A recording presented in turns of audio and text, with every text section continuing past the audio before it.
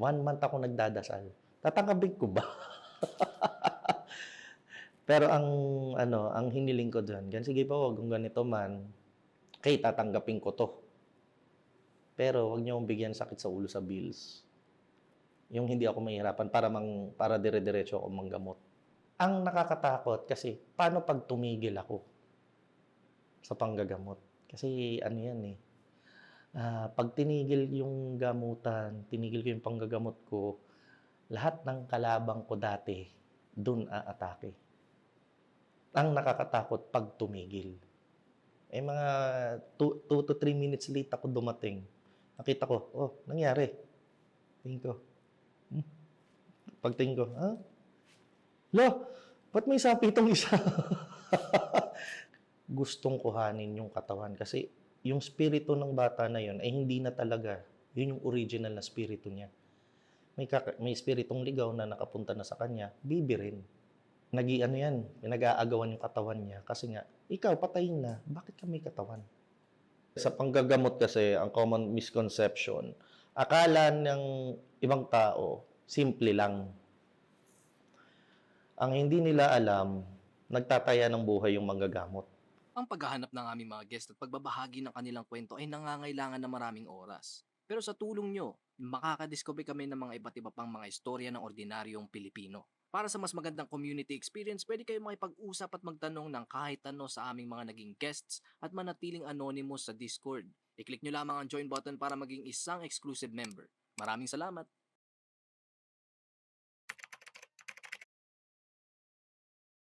I'm Jay Servito, also known as Commander Bakunawa. Isa akong spiritual healer, pero ang specialty ko is more on cleansing, spiritual healing, spiritual warfare. Mas kilala ako bilang isang gererong manggagamot. Curious lang po kami, no? Kailan po ninyo unang na-realize na may kakaiba po kayong kakayahan or connection sa spiritual or paranormal side po ng mundo? Yung ganon. um, Actually, hindi ko siya na-realize. Walang ganong nangyari. Mostly, lagi kong sinasabi, nahila lang ako. Gumagawa kasi ako ng mga vlog ng mga manggagamot. Mostly, vlogs lang talaga. And then, napunta ako sa mga grupo ng mga manggagamot. Ngayon, naaya nila ako na to shoot video for them. And then, sabi ko, para maintindihan ko yung ginagawa ninyo, aral ako konti. Para maintindihan ko lang. For the sake of at least alam ko yung sinushoot ko. Naiintindihan ko yung sinushoot ko sa inyo. So, hindi ko na-expect na halos yung buong basic, na ituro pala sa akin. And then, na-realize ko na aksidente kasi ako More na-aksidente. Pagkatapos, kailangan ko mag-shoot the next day. E di, sabi ko, hingin ko kaya yung para sa sugat kasi wala pa ako noon Hingin ko yung para sa sugat na dasal. Ayun nga, the next day, tuyo na. Masakit pa rin siya, pero tuyo. Tapos sinabi ko, ganito yung nangyari, ganito. Ikaw kaya ka pala talaga? Sabi ko, ganun na. Sabi ko, hindi ako sure. Di pa ganun. Then, hindi ko talaga siya hiningi. Binigay lang talaga. Parang nataon lang. Then after that, nung na-realize ko na okay, na gagawa na natin, try natin mag-aral muna. Yung buo. Then, bago ko tanggapin yan, nasa simbahan ako. 1 month ako nagdadasal. Tatanggapin ko ba? Pero ang hiniling ko dyan, sige po, kung ganito man, tatanggapin ko to. Pero wag niyo akong bigyan sakit sa ulo sa bills. Yung hindi ako mahihirapan para dire-diretso ako manggamot. Hindi yung sa mostly yung iba para makatulong. Hindi, yung sa akin more on, hindi ko talaga hiningi to. Kumbaga, binigay sa akin. Hindi ako naghanap. Ako ang hinanap. Tapos, na-realize nung may mga sudden revelations after a few years, nalaman ko direct line pala ako sa maternal side ko. Pero lumudag ng 2 generations. Tapos sa father side, ano, direct line. Kasi yung tiyahin ko pala nanggagamot din. Hindi sinabi sa akin. Sobrang direct line pala talaga. Hindi ako kumbaga, hindi ako humiling, hindi ako naghanap, hindi ako tsaka wala akong aral nung nagsimula eh.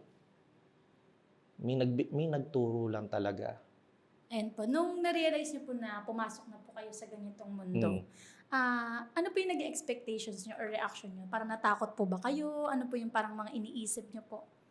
Hindi ako natakot, sa totoo lang. Actually, mas reverse nga, mas na-excite ako nun eh. Imagine mo, may exorcism. Oh, ganyan. Yung pala, mas na-excite pa nga ako pag may exorcism eh. May pasapi. Kasi makikita mo yung pinagkaiba ng ugali ng may sapi sa wala. Tapos, makikita mo talaga yung hindi siya more on yung excitement kasi is more on yung ba't ganun nangyari dito? Hanggang sa hanapin mo yung dahilan kung bakit ganito. Every case kasi is different eh.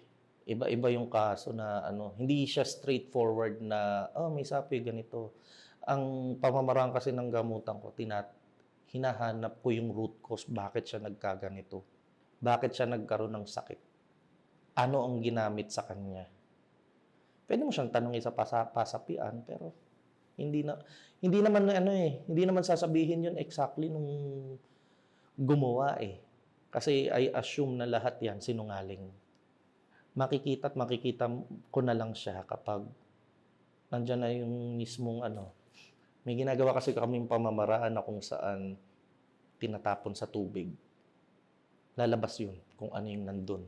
Kung ano yung ginamit, kung ginamit ba siya ng lupa ng sementeryo, ginamit ba ng mga insekto, kung ano-ano man. Tsaka marami namang way para malaman na hindi mo kailangan tawasin ng buo. Yung takot, ang nakakatakot kasi paano pag tumigil ako sa panggagamot? Kasi yan eh. Pag tinigil yung gamutan, tinigil ko yung panggagamot ko, lahat ng kalabang ko dati, dun aatake. Ang nakakatakot pag tumigil. Para mabigyan lang po kami ng linaw kung ano po yung talagang ginagawa niyo po bilang manggagamot. Pwede niyo po bang ikwento sa amin or i-describe po sa amin kung ano po yung day-to-day routine niyo po bilang isang manggagamot? Marami kasing school of thought ang mga manggagamot. Yung sa akin naman kasi ay more on meron akong spiritual life, may prayer life, may healing life. Once na naging manggagamot, alam ko na sa sarili ko na hindi na normal ang buhay ko. Kumbaga, pagkagising mo sa umaga, magpapasalamat ka, magdadasal ka. Iba pa yung mismong debosyon na tinatawag. Pag ganun, may oras, kailangan nakaayos na lahat. Magdadasal ka, yung tinatawag naming debosyon. Yun yung, kumbaga, doon kami parang nagcha-channel. Prayer, yun yung prayer life. Pero may isa pang prayer life, sa lahat ng ginagawa mo, nagdadasal ka. Yun yung medyo extreme. Ako yung medyo, medyo pa-extreme, pero hindi naman yung sobrang napipigilan ko naman yung day-to-day life ko. Ganun siya. Tapos after that, pagka-prayer, bukas na ako ng social media, maghintay na ako ng mag-PPM. May nagpa-schedule naman, pupunta na kagad doon. Kung mag-full kasi full ka dito, talagang kung ibibigay mo siya, bigay mo lahat ng oras. Pero minsan, bilang tao, kailangan mo ring maghati. Kailangan bumalanse. Hindi naman pwede puro spiritual ang gagawin. Kailangan din may normal na buhay. Yun yung mahirap, yung paggigitna.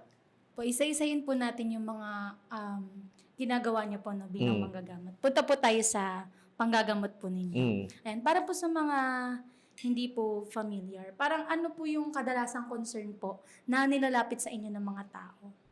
Actually, yung dati, nung nagsisimula, usually naman mga sumasakit lang yung ulo, masama pakiramdam, yung mga yung mga sobrang simple na kaso. Ngayon, ganito ang mga kaso, yung hindi na nagigising. From pagiging sobrang yaman, bigla silang bagsak. Yung usually may mga cancer cases, na ang paghinimay mo, ay kulang pala. Kaya pala hindi gumagana yung lahat ng mga gamot. Yung iba naman, heart problems, na ganun din yung kaso. Hindi, kahit anong gamot ang inumin nila, hindi sila gumagaling. Tapos dati, usually yung pumutok sa online nung pandemic, yung mga online kulam, yung mga physical na sakit, yung mga nilalagnat, yung mga yung inuubo, tinatrangkaso, ganun. Ngayon, mas mahirap. Pahirap yung cases. Hindi ko sinisisi yun. Actually, hiniling ko yun. Bigay sa akin yung mga mahihirap na kaso. Hindi ko naman kasi hinanap na maging magaling eh. Ang gusto ko lang maging mainam. Ayan po, nasabi niyo po na gusto niyo po yung mga mahihirap na cases po, no? Pwede po ba kayong magkwento sa amin ng sa experience niyo po na sobrang bigat na case po na hindi niyo po talaga makakalimutan? May 3 cases na hindi ano. Yung isa, siya ay 12 years old na bata. Ngayon, ang nangyari, lagi siyang sinasapian. So, assume na ordinary patient na sinasapian, standard na gamutan yung ginamit ko. Meron sarili akong standard eh. Ngayon, ang nangyari, ba't naulitan to? The next day, takbo kagad ako doon sa bahay nila. Ngayon, doon ko in-interview nung yung mismong parents. Anong kakaiba dito nung siya'y pinanganak? Yung pala, blue baby siya, pinanganak. Technically, patay na. Tinakbo sa ospital.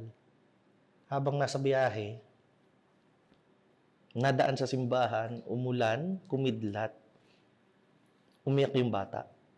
So, nung ina-analyze ko yung storya niya, kaya pala, kaya pala siya pinapasukan yung mga espiritong nakapaligid dun sa bata, naiinggit sa kanya. Gustong kuhanin yung katawan kasi yung spirito ng bata na yun ay hindi na talaga yun yung original na spirito niya. May spiritong ligaw na nakapunta na sa kanya, bibi rin. Pinag-aagawan yung katawan niya kasi nga, ikaw patayin na, bakit ka may katawan? Inanap ko yung yung dahilan, hinanap ko yung talagang binaybay ko siya kasi kailangan mo na ng mas extreme na astral traveling yung ginamit ko na pamamaraan sa kanya. Tapos ang sabi ko sa kanya, may gagawin ka by the time of kasi lahat may cases eh. Nilagnat siya ng 7 years old, 12 years old, ganun na yung sakit. Sabi ko, by 18 years old, meron ka pang isa pang problemang gagawin. May isa pang problema na aayusin sa'yo. Pagdating mo ng 21, meron pang aayusin. May pagsubok siya. Tapos ganito, binigay sa kanya yung ibang prayers na pambata, na simple. Para lumakas yung kanyang spiritual energy. Yung saka spiritual defense niya. Tapos sabi ko sa magulang, darating yung panahon, ito ay may gagawin sa spiritual. Nakatadhana sa kanya, hindi natin pwedeng pigilan to, hindi natin pwedeng ayawan. Kasi mahihirapan siya paglaki. Darating, tapos bigla akong naalala ko na sinasabi palagi sa kanya, darating yung panahon na hanapin mo ako. Yung pala, parang meron akong tuturo sa kanya, hindi ko pa alam kung ano man yun. Tapos yung isa naman, nanggamot ako ng demonic possession sa simbahan. Pamangkin siya talaga ng pasyente ko. Kasi usually sa gamutan ko, pag medyo yung pasyente ay nakagawa ng mortal sin, lagi kong nire-recommenda magkumpisal sa pare. Lagi nga, kahit nga lahat naman sila sinasabihan ko niyan. Pero ito, dahil nga mortal sin yung nagawa, may kaibigan akong pare. Dito rin sa kanya rin ako nagko-confess. Sa kanya, spiritual advisor ko. Sabi ko, meron akong re-recommenda ng patient, naging pasyente ko. Ang nangyari, habang nagkukumpisal yung mismong patient ko, sinasapian na pala yung pamangkin. Eh, mga 2 to 3 minutes late ako dumating. Nakita ko, oh, nangyari. Tingin ko, hmm? Pagtingin ko, ha? Lo, ba't may sapi itong isa?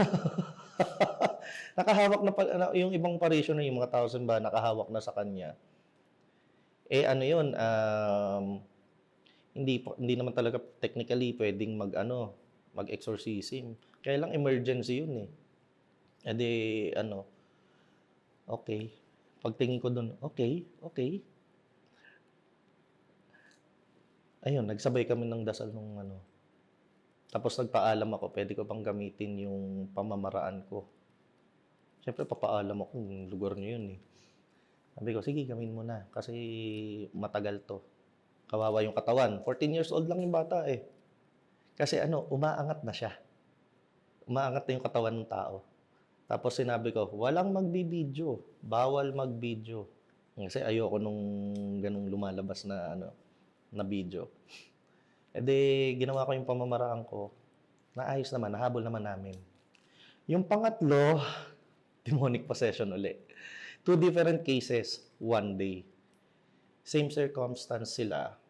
Lagi yung pareho to, problema nila, family. Depressed silang pareho. Yung isa, okay. Yung pangalawa, 50-50. Kasi wala yung pinanggagalingan ng depression niya, yung mother niya. Tapos full moon din. Kaya sabi ko, mahirap maggamot ng full moon na ganun yung case. Pero at least, naayos naman. Ayan po. Dahil po, mostly po ng mga pinakamahirap niyong case umiikot sa sapi or possession po. Ano po yung mga common signs po na ang isang tao ay sinasapian po? May mga common signs kasi talaga na hindi mo kailangan tawasin ng buo. Na may tatanungin ka lang sa kanya mga questions, malalaman mo kung possible siya for pasapi or possible siya na hindi siya pasapian. Pero ang common palagi is yung mabigat palagi yung balikat niya, na parang silang may pinapasan. Pangalawa, ayaw nilang lumabas ng bahay. Pangatlo, parang lagi silang mainitin ng ulo. Pang-apat, wala silang kabuhayan. Ang hirap ng pasok ng pera sa kanila. Work ng work sila. Tapos, may dumarating na pagkakagastusan, bigla, yung ganon. Yung isa pa naman, yung sa bahay nila, sobrang init. Kahit naka-aircon ka, or usually Burmans, madaling i-detect yun kasi malamig na nun eh. Napakainit, parang 12 p.m. heat. Tapos, anong oras? Gabi, ang init. Tapos, yung tinatawag nating maalinsangan yung lugar. Ganun yan. Yung iba namang cases na kung saan may naaamoy sila na hindi normal, usually sulfuric. Yung iba naman sobrang baho na hindi mo maintindihan yung baho.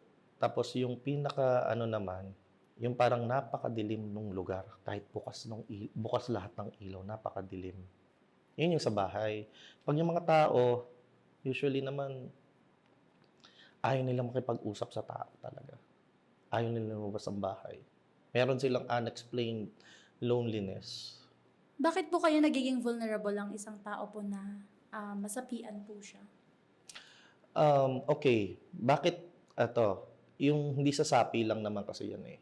Okay, bakit nagkakaroon ng kulam, nagkakaroon ng spiritual weakness yung isang tao? Kasi una, may kasalanan talaga siya. Hindi naman sinasabi yung kasalanan niya.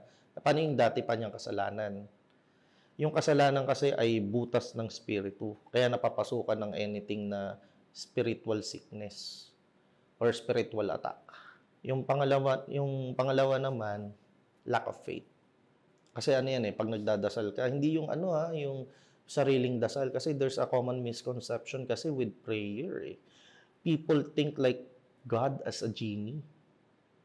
Siya lang nag-grant ng wishes. Hindi ganun. Hindi siya ganun. Kailangan magkaroon muna ng relationship with God. Pero hindi siya genie. Common misconception kasi nila yan. More on Yung yung asking for strength, that's okay. Asking for guidance, that's okay. Pero yung bigyan niyo po ako ng ganito, material thing. Hindi ganun yun. Yun yung usual na Tsaka yung pagdadasal kasi na yung sinasabi mo lang, yung walang ganito, humihina kasi ang spiritual defense ng isang tao. Pero kung may tamang formula kasi sa pagdarasal, yung ganun siya. Ayan po.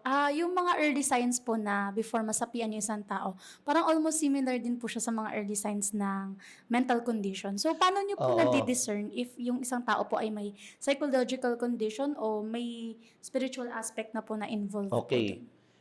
Para malaman mo kung may spiritual problem yung isang tao, pagtatawas. Yun talaga, tama.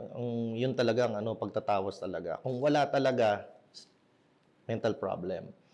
Pero kasi, there's a correlation dun sa mental health ng isang tao and yung sa spiritual. Yung may problema rin siya sa spiritual. So, ang ginagawa namin, tatawasin muna namin sa pamamaraan namin. Tapos, lilinisin namin para maalis yung negative energy ng isang tao. And then, after that, pag nagpe-persist talaga yon, diretso na i-advise na namin therapy. Hindi kasi ako naman kasi yung hindi ko dinidisregard ang medicine dito. Kailangan din yung yung material sickness sa doktor yan. Pero ang spiritual sickness sa amin. Ayan po. Curious lang po ako, no? Paano niyo po nalalaman kung gaano kalala na po ang isang taong sinasapian? Katulad po ba siya nung nakikita po natin sa TV na umaakyat sa pader, sisigaw? Paano po Okay, yung totoong nangyayari? usually yung nagsisigaw. Pero yung yung dumitikit sa pader, naghihintay ako ng ganung kaso. Pero yung tipong gumagapang sila, may nakita na akong ganon. Yung umaangat, may nakita na akong ganon. Actually, may nangyari na nga sa akin umaangat eh. Kaya nung ginawa ko, bawal mag-video, wag nang pa-video to. Masisira yung cellphone. Usually, masisira usually yung cellphone, nasisira usually ang camera. Yung iba nakokorrupt mismo yung card. Nakokorrupt yung video nung hindi na siya nape-play. Siguro po kayo, sanay na po kayo na nakakakita po ng ganito. Paano po, for example, nangyayari na siya, tapos sa isang point of view po ng isang ordinaryong tao, ano po kaya yung mga dapat po nilang gawin or hindi po nila dapat gawin kapag na-encounter po nila yung sa tingin po nila is sapi? Okay, kapag ganon, una, wag matakot. Lagi ko ina-advise, wag matakot. Tapos, habang nangyayari yan, magdasal. Delikado po ba sa isang ordinaryong tao na involved po na sumubok na tulungan yung isang taong sinasapian? Okay, kapag mahina yung spiritual defense niya, may tendency kasi nagpapasahan, lumilipat. Tapos meron naman nangyari, may nakita ko na isang estudyante ng sa spiritual, pinaghawak yung dalawang may sapi. Sabi ko lang may may death wish ka. Pinagdikit mo pa hindi lalong lumakas yung kalaban mo. Ayun ganon. Buti buhay ka pa, minsan buti nalusutan mo, buti buhay ka pa, pero wag mong gagawin uli yan. Hindi, yan. Pero, una, lagi nga sabi ko kanina, wag matakot. Kasi pag natakot, talo na. Pero hindi naman masisisi na matakot. Kasi nga, ang tao natatakot sa isang bagay na hindi nila naiintindihan. Kaya yun.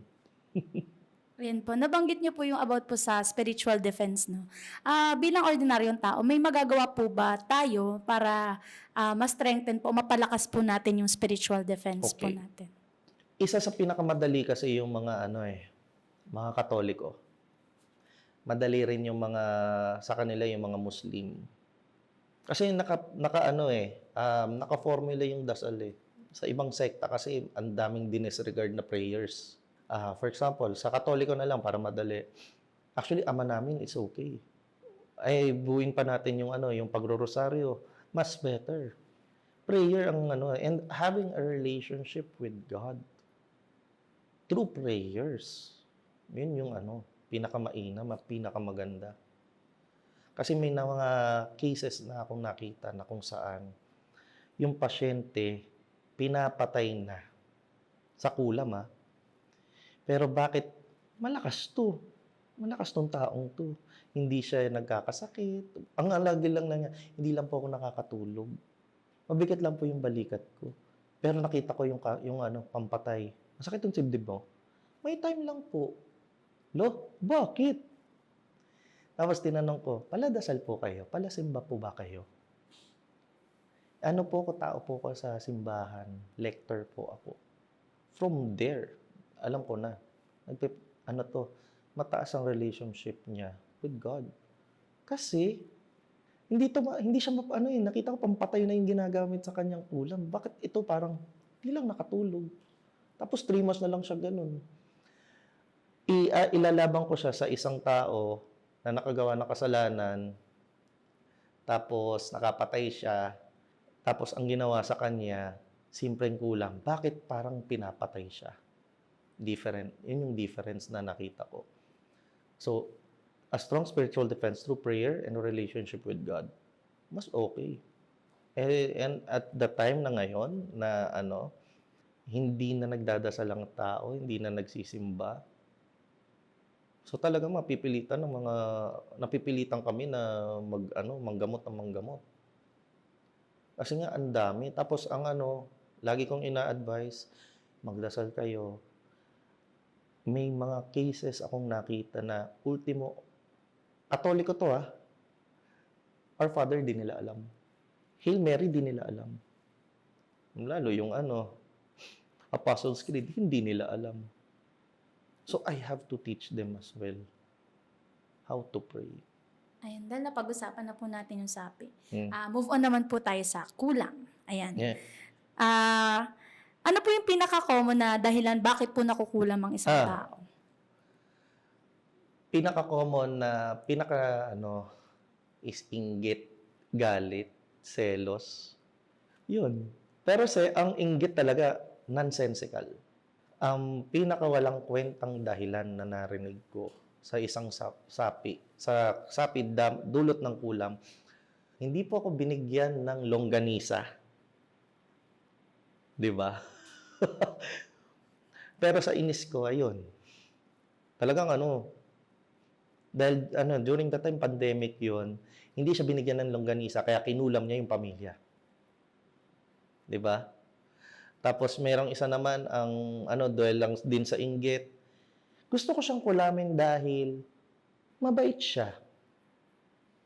'Di ba may ganun akong narinig na mabait lang siya. Lagi siyang masaya. Gusto ko siyang pahirapan. Gaging ganun sinasabi ng mga mangkukulam. Yung galit, nagdidikit din niya sa inggit Tapos meron ding yung selos, merong mag-asawa, nagkulaman. Kinulam ng babae yung lalaki.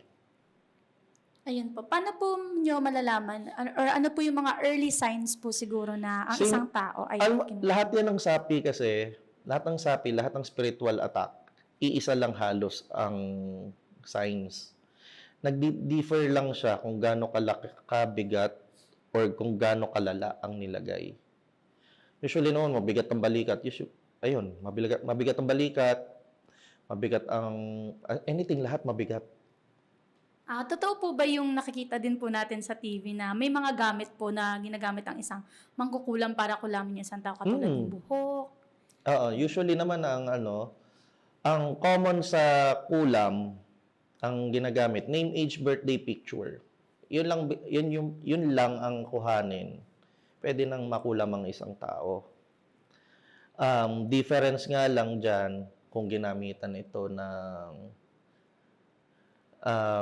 ginamitan ito ng karayom, pako, tapos ang ginagamit nilang medium manika, Yung iba naman kahit picture lang as a medium, doon nila tutusok yung mga matutulis na bagay. Tapos pwede silang gumamit ng lupa ng sementeryo. Yung iba naman nilalagay sa ilalim ng bungo ng tao. Yung iba naman nilalagay sa bote, tinatapon sa beach or sa dagat. Yung iba naman tinatali sa puno. Yung mga yon kasi sa mga mahihirap na cases, nade-decipher ko yung kung ano yung ginamit. Ganun yun. Kaya pag sinabi nilang ay kapag manggagamot marunong mangkulam. Swerte mo yung manggagamot na hindi marunong mangkulam pero alam yung pamamaraan. Kasi yung iba, iniintindi lang namin. Kasi may kaakibat kasi na pamamaraan sa bawat ritual ng pangkukulam. Paano maalis yun? Common kasi na pasapian natin para tapos na. Hindi lahat nakukuha ng pasapian. Ayun po. Sa pagdating po sa pagkukulam, nabanggit niyo po kanina, di ba, mayroon po kayong kaso na online kulam. Oo. Paano po nangyari ito po? Actually, technically lang naman yung online kulam nila yan. Kinakausap lang din nila yung magpapakulam. Tapos, yung mangkukulam mismo na yung kukunin yung name, age, birthday, picture, yun lang. Kaya siya online kasi yung mode of communication, online na. Kapag may lumalapit po sa inyo na isang tao na sa tingin po nila nakulam, paano nyo po na-discern na isang tao ay may simpleng sakit lang siya or physical lang sakit o kinulam na siya? Tulad nga nung kanina, yung sinabi ko, tatawasin muna. Yun yung pinaka-diagnosis namin. Yun yung tawag sa medical term, parang diagnose. Yung sa amin, diagnose din yan, pero tawas. Marami kasing uri ng tawas. Mamimili lang kami kung alin yung pinakamalinaw na uri.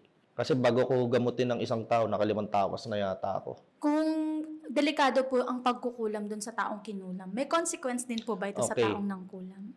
Kapag tinawas mong isang tao, tapos hindi ginamot ka agad, pwedeng lumala ang sakit ng tao. Yung iba nga, pipigilan pumunta sa manggagamot o yung manggagamot mo pipigilan pumunta. Or worst case scenario, pag natawas, tapos hindi agad nagamot, patay. Kamamatay nung pasyente. Kasi ang pinaka-goal ng isang mangkukulam is una, hindi siya mahuli. Pangalawa, mapatay yung kinukulam.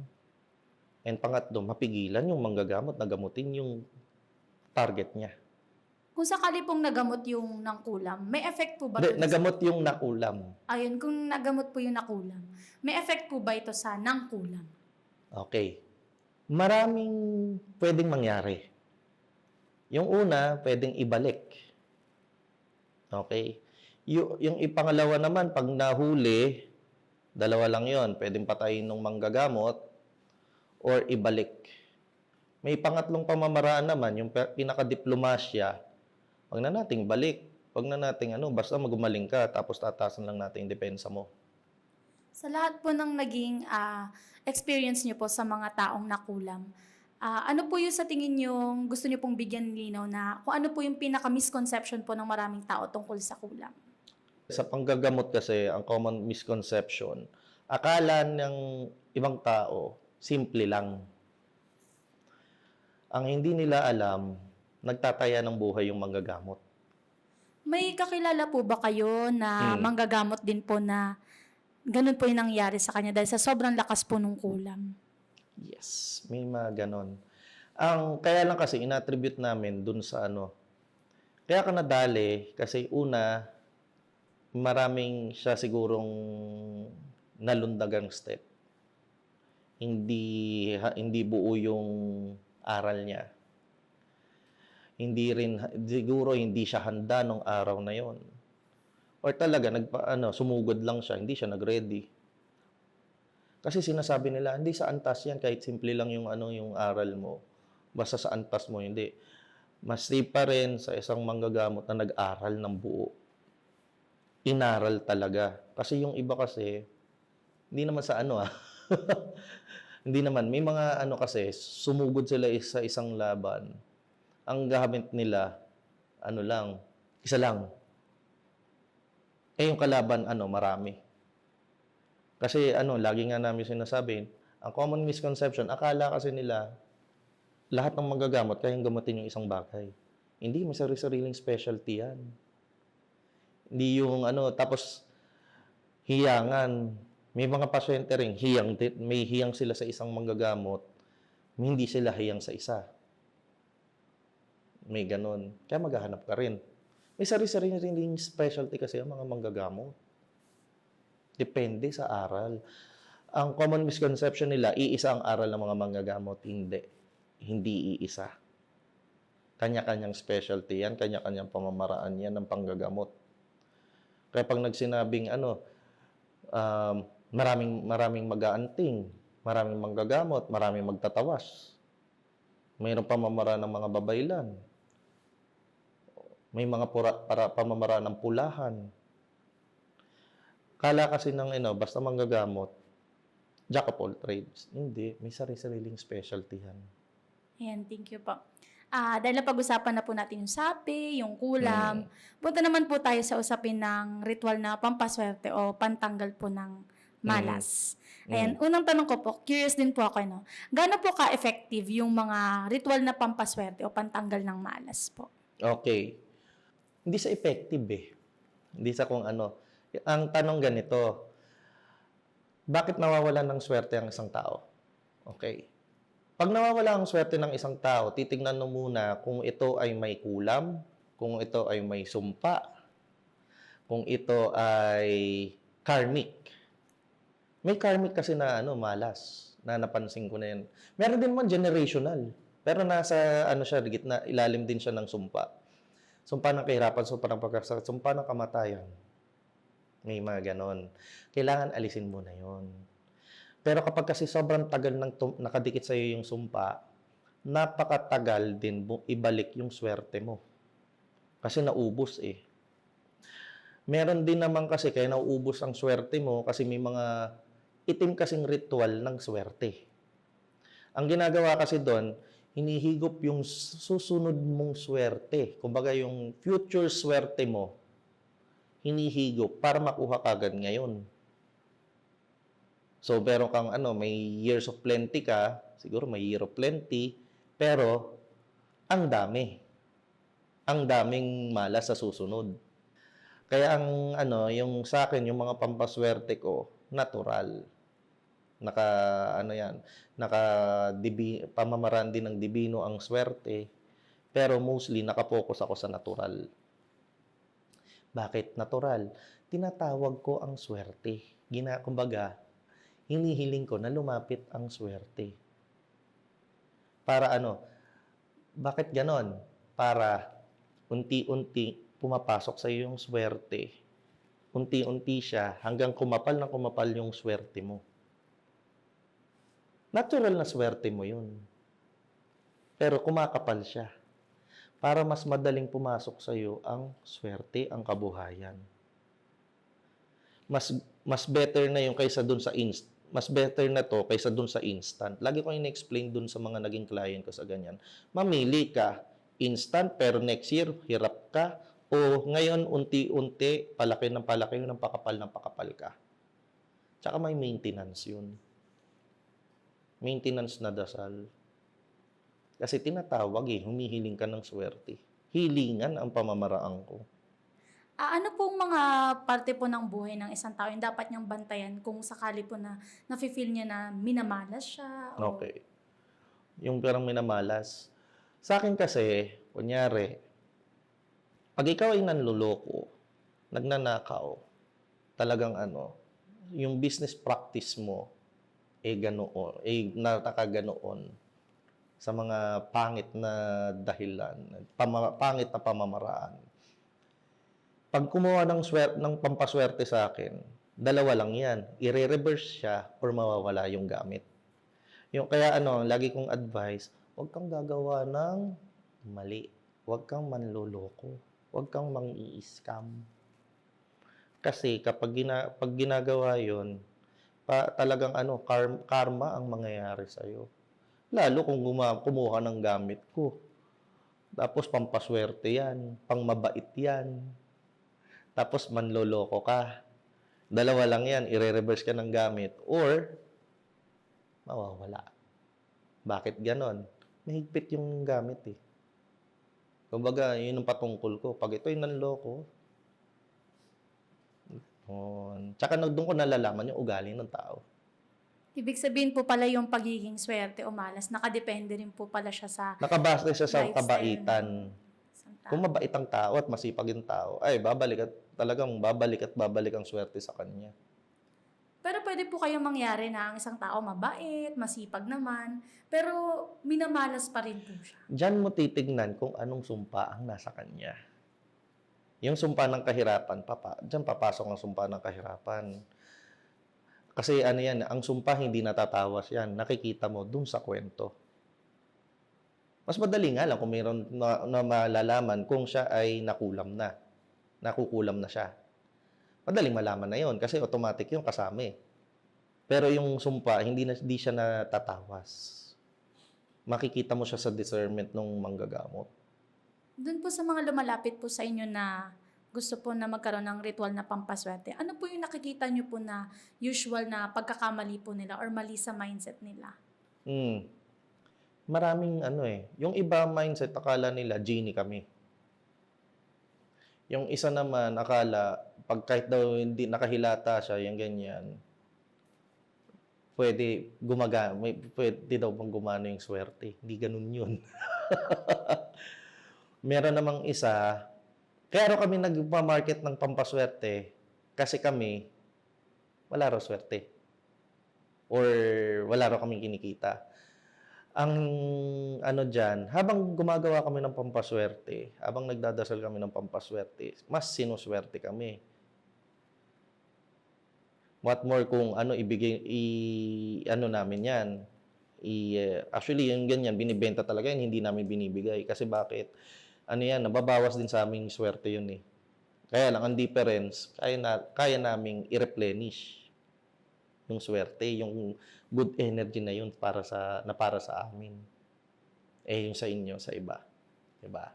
Hindi na replenish. Ang magandang how to replenish your good energy, tumulong ka sa ibang tao. Ganun siya. Ayan po. Dahil nasa digital era na po tayo ngayon, sobrang dami na po nating nakikita sa social media na gumagawa ng mga online rituals or manifestations. Gusto ko po malaman kung ano po yung opinion nyo po sa mga ganito. Actually, wala namang kaso yun eh. Hiyangan. Di ba? Kung humayang ka doon, edi effective. Kung hindi, hanap ka iba. Hindi kasi niloko. Tinulungan ka eh. Pwera na lang talaga yung talagang scammer. Aalamin mo kung sino yung scammer sa hindi. Di ba? Nasa tao na yun kung Kasi syempre, iba background check. Kung kaming mga manggagamot, bina-background check namin yung mga pasyente namin for the sake na baka may kasalanan to. Di ba? Baka may nagawa tong mali. What more kayo, kung baka yung mga client din, background check. Kasi for example, sa akin, bakit ko nalihitimo ko? Naka-picture, may picture ako, public ako, hindi naman nakalock in profile. Di ba? Doon pa lang yun. Doon pa lang malalaman mo na kung lihitin mo yung tao o hindi. Ayan po. Sa dami po ng napag-usapan natin ngayon tungkol po sa sapi, sa ulam, sa ritual na pampaswerte. Gusto ko po tanungin kayo kung ano po yung isang bagay na gusto niyo pong maintindihan ng mga tao tungkol po sa spiritual world po. Ang akala kasi ng mga tao, itong mga ginagawa namin, power. Hindi ito power. Actually, ang rito, kaya ko rin naman tinanggap yung pagiging manggagamot, is to have a deeper relationship with God. Yung mga ganito is the application lang. Yung application lang siya ng pinag-aaralan ko. Bonus na nga lang to eh. Pero yung having a deeper relationship with God, yun talagang hinanap ko. Kasi, devout naman ako. I'm a devout Catholic. Pero may hinahanap pa ako na mas malalim. So, palaboy ako sa spiritual. Inaral ko lahat ng mga iba't ibang uri ng religion. Yung may basic tenets lang. Pero, sabi ko, may hinahanap akong connection. Dito ko nakita. Kumbaga, yung mga orasyon na inaaral ko, Yun yung application nung pinag-aaralan ko, yung having a deeper relationship with God. Kaya pag may isang mga bata gustong mag-aral, laging sinasabi, para po ako'y makatulong sa ibang tao. Sabi ko, yung totoong rason mo, kaya gusto mong mag-aral, yung pagtulong, secondary yan. Ano yung para sa'yo bilang isang spiritual at gustong pumasok sa spiritual ang gusto mong malaman? Yun yung ano doon. Yun yung common misconception. And then yung mga tao naman na ordinaryo na lumalapit sa albularyo, akala nila sobrang simple nung ginagawa namin. Hindi ganun yun. Pag-aaral, oras, actually gastos para lang makapag-aral. Yung iba, oo, swerte. Pero ngayon, wala, ultimo nga mga nagtuturo, maestro, hindi gumagalaw, pahihirapan ka talaga para makuha mo yung aral. Kasi ganun din ang ginawa sa kanila. Maraming uri. Hindi katulad dito yung parang alam nating eskwelahan. Hindi ganun yun. Parang meron kang paglilingkod na gagawin. Master-apprentice relationship. Hindi yung standard na teacher-student. No, hindi ganun yun. Gastos. Yan po, sabi niyo po, no, parang sobrang mahirap. Akala Oo, po nila, simple lang po Oo. yung ginagawa. Yung gastos na sinasabi ko, hindi lang gastos ng pera. Hindi, gagastusan mo ng oras, gagastusan mo ng pasensya, syempre gagastusan mo talaga ng pera. Yung papunta pa lang doon, pakakainin mo yan. Oo. Minsan, ano yan, ilang araw kang nandun para sa kakatiting na papel. Ganito lang kalaki minsan. Napakaliit. Minsan nga, isang salita lang. Ibibigay sa'yo. Ilang araw ka nandun. Yan, bukod po sa pag-aaral, sa oras, sa pasensya. Sabi niyo po kanina, natatakot po kayo na tumigil po kayo. Oo, nakakatakot tumigil.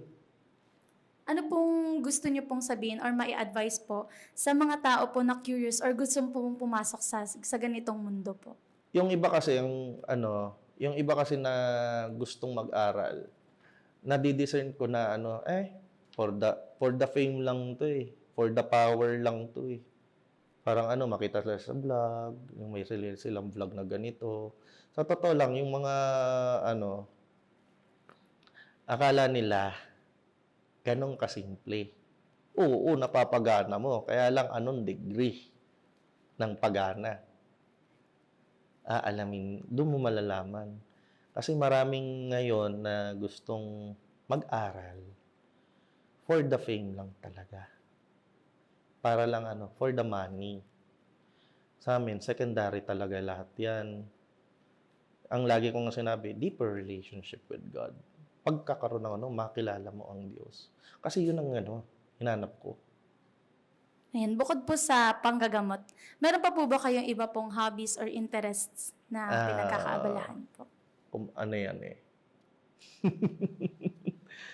I shoot photos, I shoot videos, I do contents.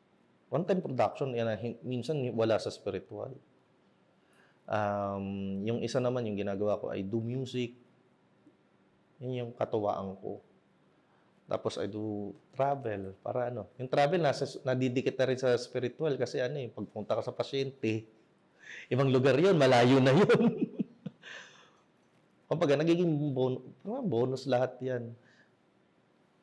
So yun, para at least magkaroon ako ng normal na buhay, yung may gumagawa pa rin akong hobby. Mga hobby ko na yung Pero yung hobby, minsan kumikita na konti, swerte na. Di ba? Yung ganon. Kaya lang kasi ang laging naming advice sa ganyan, unahin mo kapag may lumapit sa'yo na pasyente, titignan ko muna, malala na ba? Okay, pwede. Hindi, nakakatulog ka ba? Nakakatulog ka pa ba? Nakakakain ka ba? Nakakainom ka ba? Opo. Hindi ka pa sobrang lala. Scared din na. Pero kapag kunyari ito na, yung talagang alam kong emergency, drop everything. Takbo. Kapag ganun po, nakakaranas po ba kayo na kayo po yung sinisisi ng pamilya, nagagalit po sa There was inyo? a time, yes. Kaya lang diniretso ko. 1 month na yung hindi ko makain. nabuhay siya, may isang pieces na gano'n. Diniretso ko, 1 month na yang hindi kumain. Nabuhay na lang siya sa sabaw, nabuhay na lang siya sa Tapos papasapin niyo pa sa akin, no. Hindi po pasapian niyo. No. Ikamamatay yan. Huwag niyong isisi sa akin. Ito, try nating habulin. Nung binaalis namin yung binabaklas ko yan, lumabas pa rin, parang nung na-relax, sumabay din yung katawan. Pero conscious siya. Kaya lang, hindi kinaya ng katawan. Tapos, hindi naman ako sinisi nun. May isa naman, ang sabi sa akin, nakakausap pa nila. Tapos pagdating ko, ba't natutulog to? Hindi nyo nagigising. Parang coma na. Parang comatose. Kailan pa to? Kahapon po. Kanina nyo lang ako kinausap. Nagsinungaling sa akin. Sabi ko, bakit di nyo pa dinadala sa ospital? Okay.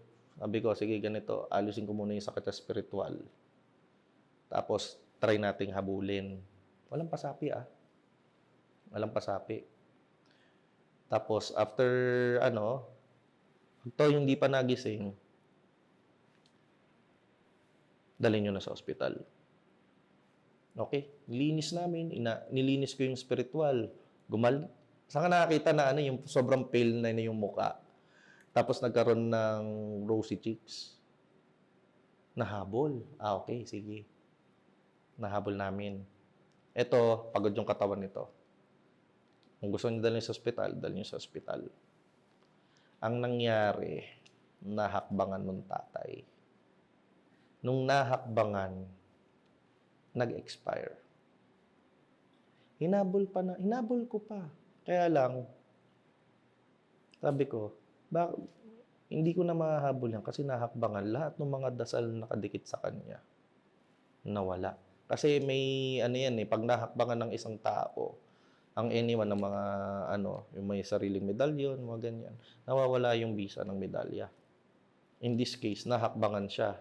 Yung mga dasal na nilagay ko para magising siya unti-unti, nawala. Ayun, kumalas ang spirito, nag-expire. Ang nangyari doon, okay ako doon sa mga nandun sa mismo, yung kamag-anak, yung mga wala. Ayan, so sobrang dami pong risk sa mundo po na ginagalawan niyo po. Meron po kayong isang warning o babala po sa mga tao po na tungkol sa spiritual world. Ano po yun? Kapag pasyente, habang di pa malala, magpagamot na. Habang simple pa yung kaso. Kasi sobra dami yung gagawin habang tumatagal.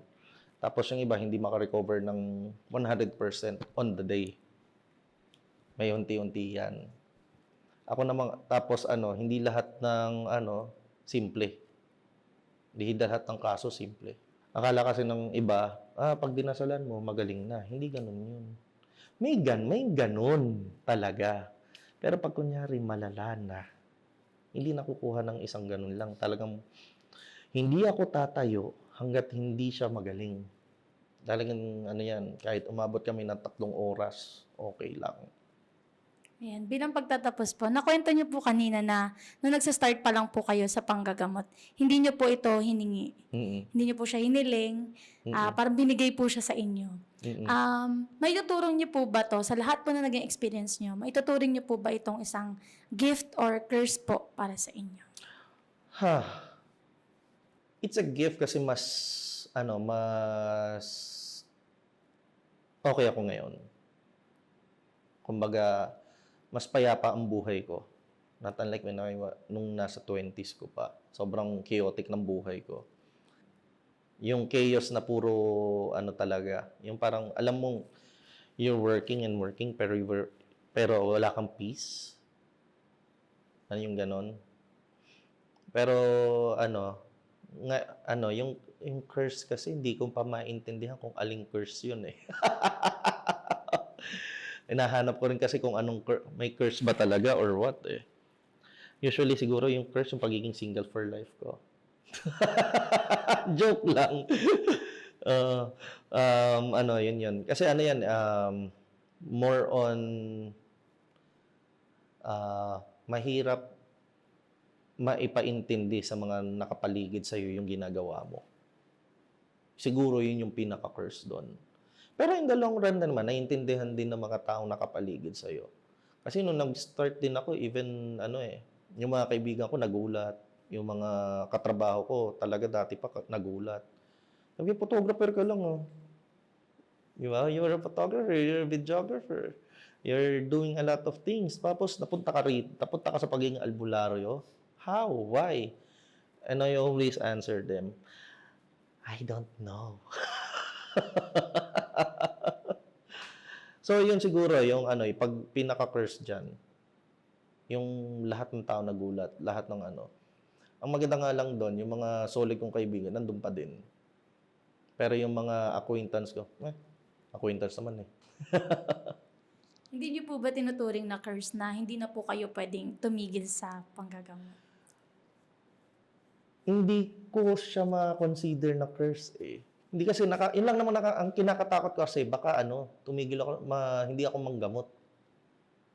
Yun. Kasi may mga nakita na akong tumigil manggamot, may naka-survive. Yung iba naman talagang mga nabulag kasi nga lahat ng kinakalaban nila bumalik. Ganon. Pero naman, kasi kahit ano nga daw, sabi nga nung maestro ko, kahit matanda ka na, pwede ka pa manggamot. Pag tumanda ka, makakapag-shoot ka pa ba? Pag mga na 60s, 70s ka na, makakapag-shoot ka pa ba? Oo nga, no? Di ba? Physical yun eh. Yung spiritual, kahit ano, kahit sa totoo lang, kahit titigan ko lang naman yung pasyente, pwedeng gumaling. Yung mga ganon. Kahit hindi mo na iginagalaw yung kamay, pwede naman eh. Ayan, meron po ba kayong final message para po sa ating mga viewers po? Yung mga albularyo, sa gamutan, nagtataya ng buhay yan. Wag niyong maliitin yung ginagawa ng isang albularyo. Isang manggagamot. Kasi ano yan, bago pumunta yan sa inyo, naghanda na yan, nagdasal na yan, naghahanda yan. Pag yan ay nag-home service na gamutan, aksidente nasa kanya, tapos hindi nyo alam kung anong mangyayari. Tapos ano, yung tipong naiintindihan naman namin. Pero wag nyo naman parang maliitin yung ginagawa ng manggagamot. Ayun. Tsaka more on yung having a relationship with God helps. Laging wag kalimutang magsimba, laging magdarasal. Kung kaya magkumpisal, mainam, mas maganda. Sa mga ibang religion or gawin nyo yung mga bagay na naayon sa inyong relihiyon. Dahil doon, lumalakas din ang inyong spiritual defense. Ganon. Kung gusto nyo manood ng mga dokumentaryo galing sa mga interviews namin, huwag nyong kakalimutang i-check ang isa pa naming YouTube channel, Off the Record Beyond Borders. I-click nyo lang ang link sa description. Maraming salamat!